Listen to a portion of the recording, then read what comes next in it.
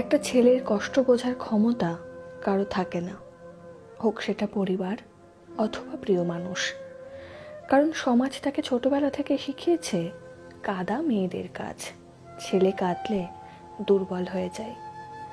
তাই ছেলে যতই ব্যথা পাক বুকের ভেতরে, যতই ভেঙে যাক অন্তরে, তার কষ্ট প্রকাশ করার জায়গা থাকে না।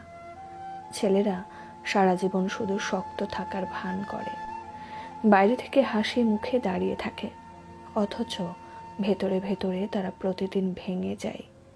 সংসারের বোঝা, পরিবারের প্রত্যাশা, প্রিয় মানুষের অবহেলা সব কিছু মনের ভেতরে জমা করে থাকে। আর এভাবেই তারা একদিন নিঃশব্দে নিঃশেষ হয়ে যায়। পরিবার ভাবে ছেলের তো কিছু হবে না, সে তো সব সামলে নেবে। প্রিয় মানুষ ভাবে সে তো সব বুঝবে, সব মেনে নেবে। কিন্তু কেউ বোঝে না ছেলেও মানুষ, তারও হৃদয় আছে, তারও কান্না আছে, তারও ভাঙার সীমা আছে। সবচেয়ে ভয়ঙ্কর কষ্ট হলো নিজের বেদনা প্রকাশ করতে না পারা। যখন বুকের ভেতরের চিৎকার কারো কানে পৌঁছয় না, যখন অশ্রু ঝরলেও কেউ দেখে না, তখনই ছেলেরা মানসিকভাবে ধ্বংস হয়ে যায়।